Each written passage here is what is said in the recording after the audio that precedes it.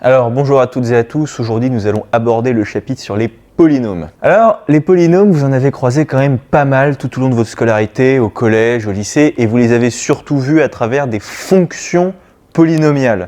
Et le plus souvent, vous savez, vos profs vous disaient, et vous le savez sans doute, vous le sentez peut-être un petit peu, des polynômes, c'est lorsque vous avez des petits x là avec des puissances au-dessus. Si par exemple je vous prends la fonction f qui va de R dans R et qui à X associe X au cube plus 3X carré, par exemple, et ben ça, il n'y a pas de problème, c'est bien une fonction polynôme. Alors attention, il ne faut pas avoir peur de cette notation, ça c'est simplement l'ensemble de départ, l'ensemble d'arrivée, et on dit qu'à tout X de l'ensemble de départ, on associe cette transformation-là, X au cube plus 3X carré.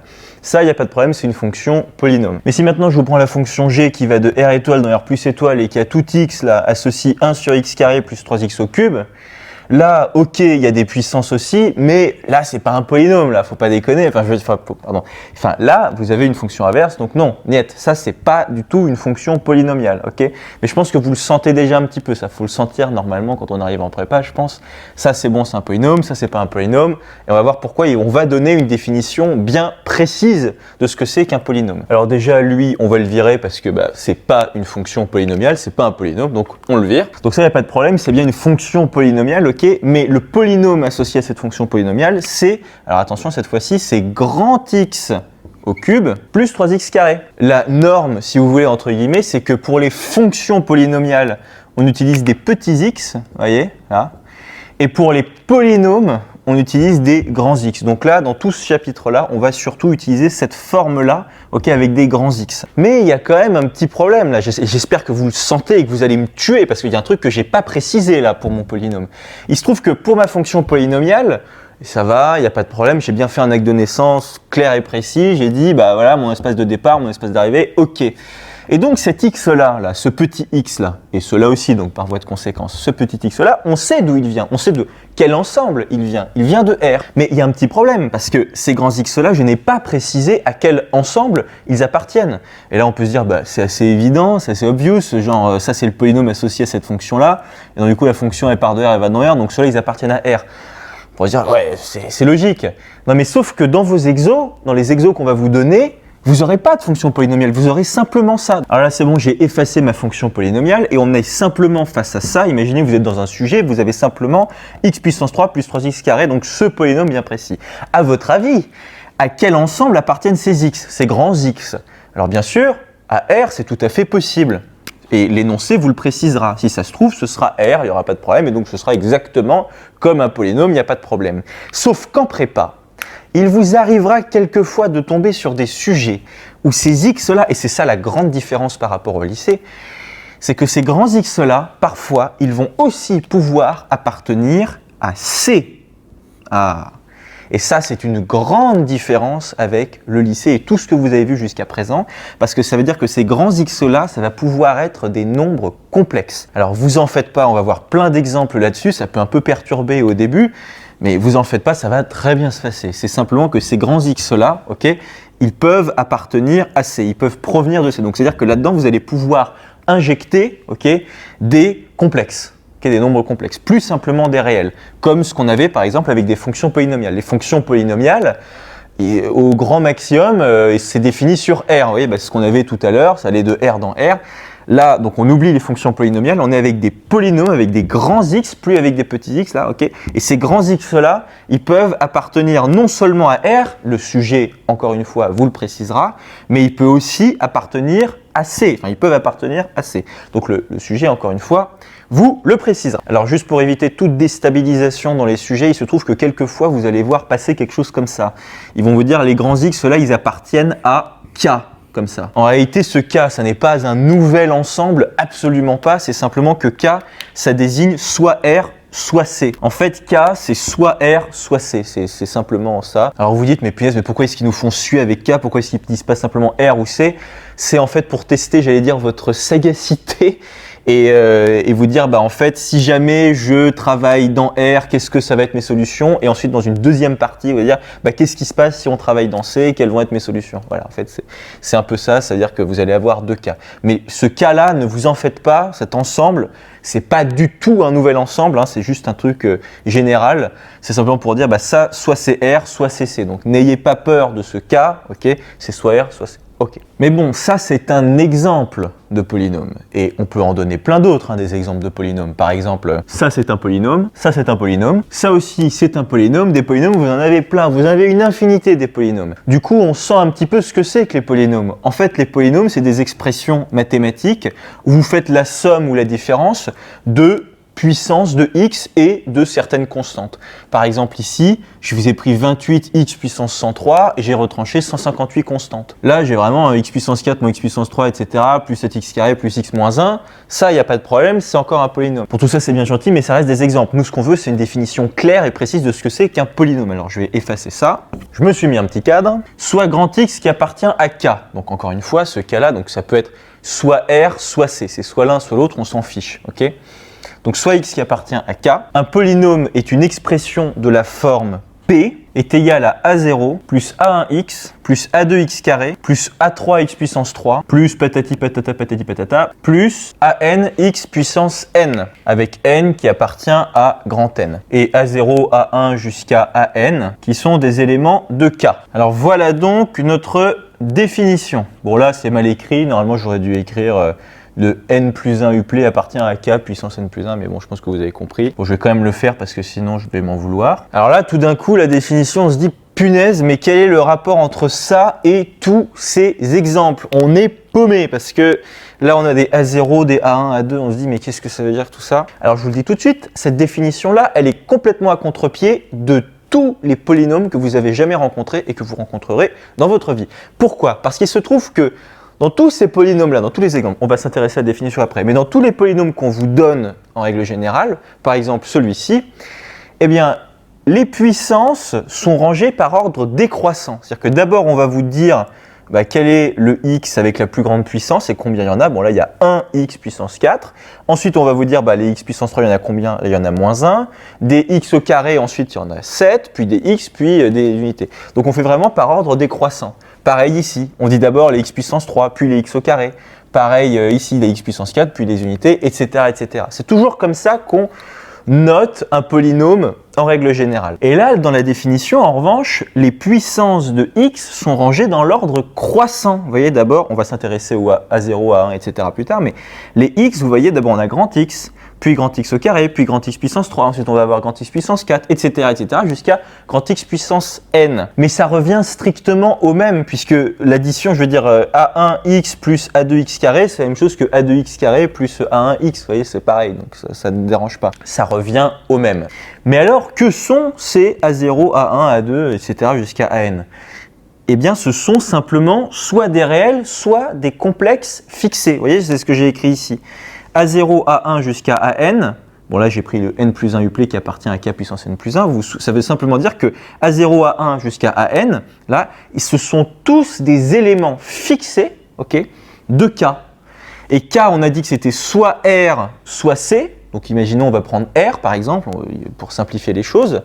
Ça veut dire que A0, A1, A2 jusqu'à AN, ce sont des réels par exemple. Pour bien comprendre cela, on va raisonner à partir d'un exemple, on va raisonner à partir de cet exemple-là. Et pour faire correspondre entre guillemets ce polynôme avec la définition générale d'un polynôme, on va l'écrire à l'envers. On va ranger les puissances de x dans l'ordre croissant. Alors je vais juste le décaler ici. Donc voilà, j'ai réécrit le polynôme ici et on va l'écrire à l'envers cette fois-ci. Donc on va commencer par la constante. Donc tout ça c'est égal à moins 1, je commence par la constante, plus x, plus 7x carré, moins x au cube, plus x puissance 4. Et maintenant si on compare cet exemple-là avec la définition générale, normalement on va devoir pouvoir faire correspondre. Alors déjà dans la définition qui se veut générale, le n ici, il appartient à grand N parce que je peux prendre un polynôme avec une puissance aussi élevée que je veux, mais c'est la puissance maximale si vous voulez, si AN bien sûr est différent de 0, ok?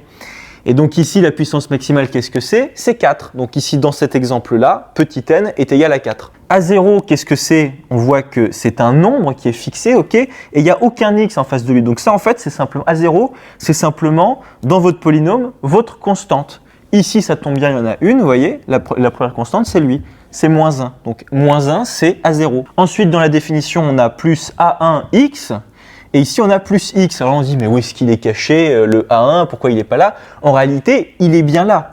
En réalité, plus x, ça veut dire quoi? Ça veut dire plus 1x.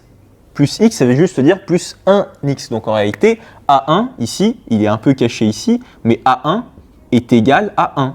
Ici. Et je pense que vous avez compris la logique. Après, A2, ça va être égal à 7. Là, A3, ça va être moins 1, parce que vous voyez qu'en fait, vous avez moins x puissance 3, donc A3 est égal à moins 1. Et enfin, A4, le coefficient qui est devant x puissance 4, c'est égal à 1, exactement comme pour A1. Donc A4 est égal à 1. Bon, je suis désolé, j'ai dû changer de salle, donc j'ai tout recopié. Bon, et maintenant, on va passer à du vocabulaire. Alors, c'est A0, A1, A2 jusqu'à AN, ici, bon, qui vont de 0 à A4 dans mon exemple, c'est ce qu'on appelle les coefficients de P. Ça, c'est super important là. Moins 1, 1, 7, moins 1 et 4, et 1, pardon. A0, A1, A2 jusqu'à A4, là, c'est les coefficients de ce polynôme-là. Okay. Et de façon plus générale, là, c'est réel ou c'est complexe, parce que là, on a pris des exemples où A0, A1, A2, c'était des réels pour simplifier les choses, parce que vous, dans votre scolarité, vous avez principalement vu des coefficients réels pour vos polynômes, mais attention, A0, A1 jusqu'à AN, ils appartiennent à K puissance n plus 1. Donc ça veut dire que, et ce cas-là, on se souvient, c'est soit R, soit C. Donc vous allez très bien pouvoir tomber sur des polynômes avec des coefficients complexes. C'est-à-dire que là, par exemple, vous allez pouvoir avoir, au lieu du moins 1, là, pour A0, j'aurais très bien pu avoir un moins i. Et donc si là je le change aussi ici par exemple. Vous voyez? Donc ça c'est vraiment l'un des grands changements qu'il y a par rapport au collège et au lycée. Les coefficients de vos polynômes c'était que des réels normalement. Et bien là vous allez pouvoir avoir des complexes. Et puis en plus parfois ces grands x là, ils vont pas simplement appartenir à R. Attention, ils appartiennent à K. Donc c'est à dire qu'ils vont pouvoir potentiellement appartenir à C. Okay, donc ces grands x là, ils vont potentiellement pouvoir appartenir à C, et vos coefficients ici, là, A0, A1 jusqu'à N, ils vont aussi pouvoir appartenir à C. Donc ça, c'est vraiment l'un des grands changements qu'il y a en prépa. Donc pour le vocabulaire, A0, A1 jusqu'à N, c'est les coefficients de P. Et parmi ces coefficients-là, il y en a un en particulier qui est super important et qui va nous intéresser énormément, c'est le dernier coefficient, c'est lui là, le AN, qu'on retrouve en réalité ici. Alors pourquoi il nous intéresse beaucoup? Eh bien parce qu'en réalité, ce coefficient-là, s'il est non nul, bien évidemment, là dans ce cas-là, vous voyez, c'est A4, c'est A1, vous voyez le AN ici, c'est lui là. Mais en réalité, ce coefficient-là, il est situé devant le x avec la plus grande puissance dans votre polynôme. Okay, là, par exemple, vous voyez, la puissance maximale, c'est 4, c'est x puissance 4. Et quel est le coefficient qui se situe juste devant le x puissance 4? Ici, c'est 1. Et vous allez voir, il y aura plein d'exercices où on va s'intéresser à ce coefficient-là en particulier, le coefficient qui se situe devant le x avec la plus grande puissance. Okay, ce coefficient-là, on l'appelle le coefficient dominant. C'est super important, le coefficient dominant de votre polynôme. Donc AN, c'est bien le coefficient dominant de P. Donc c'est bien l'un de tous les coefficients, okay, mais c'est celui qui se situe devant le x avec la plus grande puissance. Alors bien sûr, AN, il doit être forcément différent de 0. Alors pourquoi? Parce que là, à mon polynôme, je pourrais très bien rajouter, par exemple, plus 0 fois x puissance 5. Parce que 0 fois x puissance 5, ça me donne tout simplement 0. Et donc là, entre guillemets, ma puissance maximale, ce serait x puissance 5. Mais là, j'en ai 0 d'x puissance 5. Donc ça, je le vire. Vous voyez, c'est ça en fait. C'est pour ça qu'on précise bien que AN doit être différent de 0. Parce que sinon, je pourrais même rajouter plus 0 fois x puissance 10 000. Vous voyez, mais ça n'a pas de sens. Le coefficient dominant, ça ne va pas être 0. Vous voyez ce que je veux dire? Le coefficient dominant dans ce polynôme-là, c'est A4. Là, c'est 1. Okay, donc lui, on le vire. Donc le coefficient dominant, hein, très important, il doit être différent de 0. C'est super important. Okay, donc c'est le coefficient non nul qui se situe devant le x avec la plus grande puissance. Et cette plus grande puissance, justement, ce n là, eh bien il porte lui aussi un nom, et je vous l'avais déjà entendu plusieurs fois, je pense, dans votre scolarité, c'est le degré. C'est le degré de votre polynôme. N, ici, la puissance maximale que vous avez dans un polynôme, c'est le degré de votre polynôme. Donc par exemple, ce polynôme-là, dans cet exemple-là, il est de degré n, avec n qui appartient à grand N.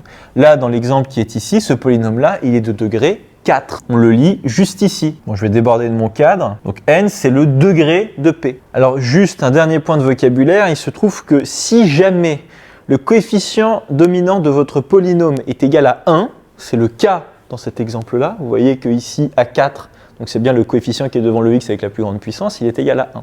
Eh bien on dit que ces polynômes-là, ceux qui ont un coefficient dominant égal à 1, ils sont normalisés, ou le plus souvent on dit aussi unitaires. Donc c'est-à-dire que par exemple celui-là, vous voyez, c'est un polynôme qu'on dit unitaire parce que son coefficient dominant est égal à 1. Okay, donc je l'écris juste là, polynôme unitaire. Et puis alors en ce qui concerne les notations, il y a une notation vraiment à connaître, c'est la notation du degré. Parce que là je vous ai dit, le degré là est égal à n, si an est différent de 0, ok. Le degré de ce polynôme là, on a dit que c'était égal à 4. Comment est-ce que ça se note? Par exemple, si ce polynôme là, je l'appelle q, donc voilà, je lui donne le nom q, voilà, ce polynôme là c'est celui-là, q. Eh bien, le degré de Q est égal à 4. Comment est-ce que ça se note? Ça se note comme ça. Ça se note deg de Q, enfin deg degré de Q, est égal à 4. Exactement comme pour ici, c'est-à-dire que lui, là, le degré de P est égal à n, si an, bien évidemment, si le coefficient dominant n'est pas égal à 0. Et donc ça va se noter comment? Si vous voulez, on va l'écrire ici. Deg de P, c'est-à-dire que le degré de P est égal à n. Alors bon, le tableau est un petit peu chargé, donc je vais effacer et je vais juste reprendre ce polynôme P et je vais le placer juste ici.